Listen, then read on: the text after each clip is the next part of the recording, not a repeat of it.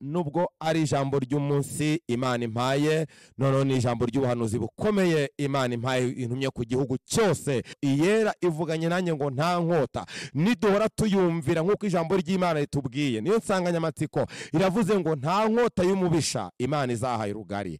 Reka mpanura ijambo rya kabiri. Nubwo abadayimoni bakoze inama ikuzimu, ariko mu ijuru hakozwe iri original, iri special, iya mbere. Kandi inama y'Imana ntigivugirwamo, ntiginavuguruzwa, ntakibasha kurogoya umugambi wawe Mana. Ntangariza abanyarwanda bose ku mwisho w'uyu mwaka, ibi byose byabateraga ubwoba, ibyagurukira kugambanira igihugu, iyeri irabyanze, iravuze ngo ryama wizigure.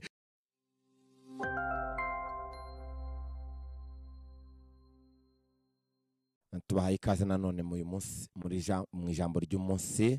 Munyemerere dusenga Imana, tumara gusenga tuganire, dusome ijambo ry'Imana, mbahe ijambo cyangwa message Imana ikuntumyeho wowe unyumva. Mana, turagushimiye neza yawe, tugushimiye ko waturinze iminsi itambutse wabanye natwe tugeza amasaha turi bazima, uhabwe icyubahiro. Ngushimiye umuteguro mwiza kuri twebwe, ngushimiye ko wanaye na bene data bari kunyumva n'abankurikiye, kandi bigeze isaha nta gikuba cyacitse mu isi no mu gihugu. Izina ryawe rihabwe icyubahiro.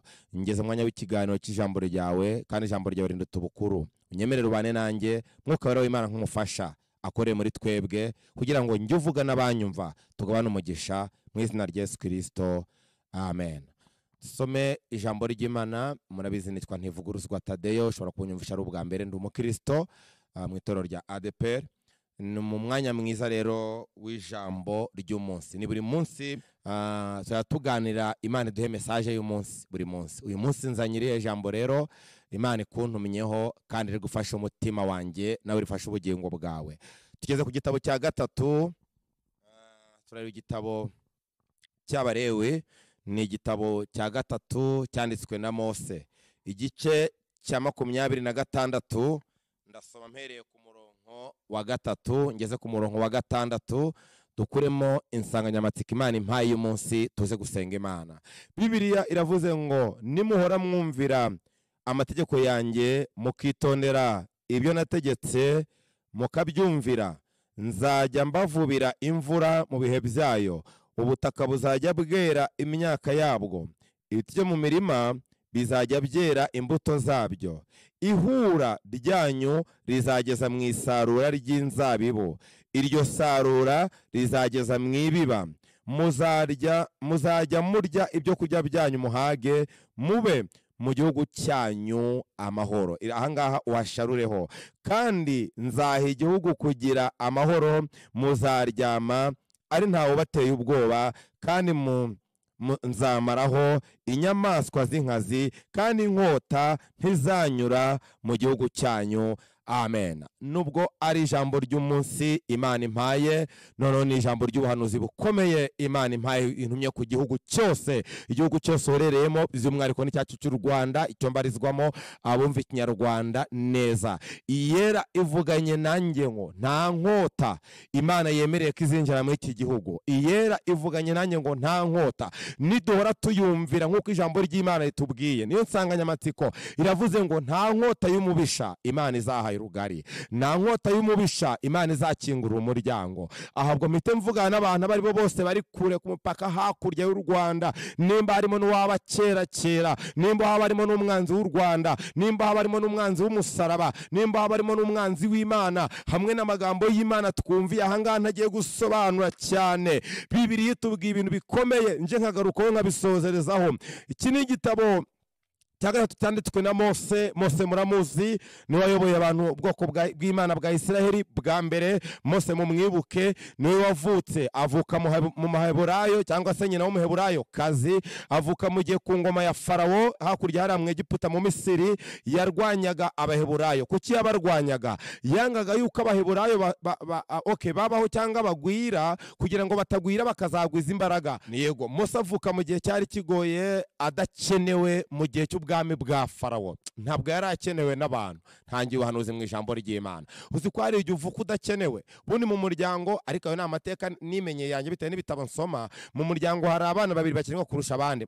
Muri famiye, mu rugo ni umwana w'imfura, avuka se na nyina. Niyo mpamvu hari igihe bajya kumwita izina bakaribura, bakamwita nk'amazina 20, guhitamo bikabagora bitewe n'uko ari umwana ubuzanye amashyushyu, umwana ukenewe, umwana utumye papa we yitwa umugabo, umwana utumye mama we yitwa umubyeyi. Uwo mwana mu muryango waba ukenye waba ukize avuka akenewe. Umwana wundi wa kabiri ukunda gukenerwa cyane mu muryango ni umwana wo mu zabukuru w'umuhererezi, wa wundi umudamu abyara ahita ajya muri menopause, nta kandi kana azabyara. Hanyuma umwana wa karindwi we murabizi, uwa karindwi amazina babitaga Nyandwi, uwa 8 Minani, uwa 9 Nyabyenda, urenzeho Nsaguye, n'ubundi kera amazina y'inyandagazi kiba mu Rwanda bapfa kurera, bapfa n'ibindi. Ariko reka nkubwire, ni iki gihe Mose yavutsemo. Yavutse mu Egiputa ku ngoma ya Farawo, badakeneye umwana uvuka wo muheburayo, by'umwihariko bikaba umuziro wa kabiri iyo yabaga ari umuhungu. Inama yarateranye ya guverinoma ya Misiri, banzura ko umuheburayo najya abyara umwana azajya nigwa, cyane cyane umuhungu ajya hotorwa. Bibiliya niko ivuga, ntabwo mbihimbye. Reba ngo umwana azajya hotorwa cyangwa se ari matako ya nyina akiri kuvuka, ababyaza bajye bitegeza nibabona ari umuhungu yicirwa mu matako ya nyina. Iki gihe nicyo Mose yavutsemo. Abaheburayo Abanyegiputa baratangaje itangazo. Reka mpanura ijambo rya kabiri. Nubwo abadayimoni bakoze inama ikuzimu, ariko mu ijuru hakozwe iri original, iri special, iya mbere. Kandi inama y'Imana ntijya ivugirwamo, ntijya inavuguruzwa. Ntakibasha kurogoya umugambi wawe Mana, urakomeye. Ntakibasha kurogoya imigambi y'Imana kuko ni Imana ikomeye. Mose raravuka, baratangaje ibi, ariko nyina wa Mose yari umuheburayo. Uyu muheburayo rero ntibyagombye ko ajya mu byuma, ntabwo byagombye tobari, ntabwo byagombye amateka no guhamagara ababyaza benshi ngo bajye gushiduka basanga Mose yavutse, ngo bahagere basanga yavutse, ngo batangaza ko yavutse, batangira kumurwanya ari uruhinja. Nyina aramuhisha, mama ye ngo kumuhisha byenda kumunanira. Hari igihe mama wananirwa inshuti yanjye uko ni umuntu, ariko nubwo mama we yananirwa, amaboko y'Uwiteka aracyakomeye. Amaboko y'Uwiteka si magufi, agumya gufate mu izina rya Yesu. Nyina ngo amubohera akato, amujyane Firiya mu rufunzo, ngo amujyanayo, ngo ariko arindira ku nkombe haruguru ku nkengero, akayacunga ibiri bukurikireho. Ya Mana itagira uko igenza igiteza ikibazo, ariga bifite n'igisubizo hafi aho ngaho. Ngo iteza ikibazo kwa Farawo. Abakobwa b'umwami bajya kwiyuhagira Firiya mu rufunzo, basiga ibya pisine tujya tubyongeraho, basiga amazi atetse y'akazu yaze, basiga amasabune ahumura, bamanuke Firiya. Niko ntangaje itangazo. Hagira umuntu Imana ibuza amahoro ku bwawe kugira ngo akuzanire ubutabazi. Nkwibutse ko hejuru ya 70% by'ibisubizo by'abantu, ibisubizo abantu dukeneye bifite ibiganza birimo. Iyo dusenze Imana iduha ubuntu. Ubuntu buduhuza n'abantu. Uko Imana iyo isenze neza iguha ubuntu ni connection, ubuntu ni network. Wamara kwinjira mu kirere muri system ya network ya connection, Imana ikaguha igikundiro, Imana ikaguha amavuta arema abantu nubwo waba uri imfubyi abantu kabagira.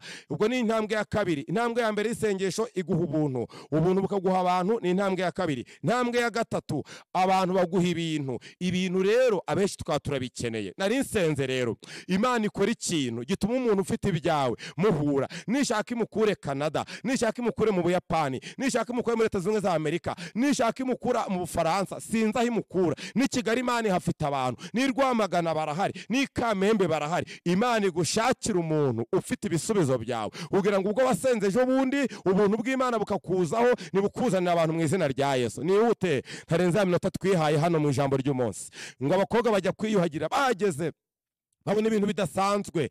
Erega iyo wasenze, mama wakakubyara yasenze, uri umwana uri mu isezerano, ntabwo usanzwe uri w'agaciro. Yenda wambara ipantaro imwe n'ishati ikaze ntumeze nk'ubuki, ariko nimba warasenze ukaba ukiranutse, burya uri w'agaciro. Muri korali wicara ku ntebe ya 4, ariko nimba uri umukirisitu, burya uri w'agaciro. Mu badiyakoni 60 hari igihe utatanga n'igitekerezo, ariko nimba ugisenga Imana ikumvira, uwo muri uri w'agaciro. Nicyo gituma hari abantu amateka yabahindutse. Jo buni mu itoro rya ADEPR mu Rwanda kuva ku itariki ya 9 hakaba hagiye gusengerwa abantu bategeze banabiteganyirizwa, ariko barasenze, bamaze gusenga bariga, bamaze kwiga barakizwa, bamaze barakiranuka. None Imana ibihwanyije no gukiranuka no kwizera, dore bagiye kuba abashumba. Sinzonganire nawe, Imana iguze n'umuntu ufite ibyawe. Niyihutire abakobwa bajya kwiyegera babona Mose nk'udasanzwe, bafata akato bamukuramo ngo bamuzamukana gakeya. Wa mama we umuheburayo aramubasaba n'amateka maremare, aramurera.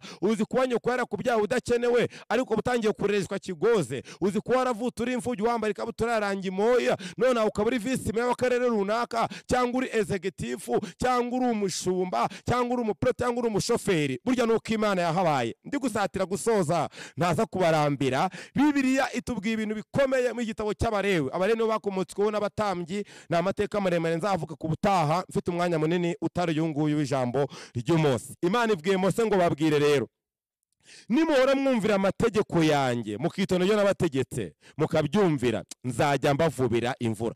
Imana ikuvubira imvura ikwiye mu izina rya Yesu, imvura y'umugisha, imvura y'amahoro, imvura nziza y'ibyishimo. Imana ivuba iwawe. Ntabwo ari uzahora ukakaye, ntabwo ari uzahora wumye. Oya, niwumvira Uwiteka Imana ikwemereye imvura. Hari ikintu cya kabiri ku murongo wa 5 Imana itubwiye muri aya magambo. Abantu mwavukiye cyangwa ni Nyagatare muzi guhinga no guhinga ibishyimbo. Burya ibishyimbo birahingwa bigasarurwa bikanikwa bigahurwa, nicyo bita guhura. Guhura si uguhura communication, ahubwo ni uguhura gukubita, guhura nyine ngira ngo birumvikanye ku bantu mwahinze. Bibiliya yatubwiye ngo nimukora ibyo ihura ryanyu rizageza mu isarura. Mva igitangaza. Ni hahandi umuntu umukungu ufite ibishyimbo ntago agura ibishyimbo ku munzani, ntagura ku kiro. Oya, ibyo yahunitse arabirya, guhura kwe bikazahura no kongera gusarura, bikajya kurangira asaruye ibindi. Nari ntangaje ikintu gikomeye. Imana iguha umugisha uri prolonge, uzageze mu myaka iri imbere, ku buryo umukobwa wawe azawuryaho,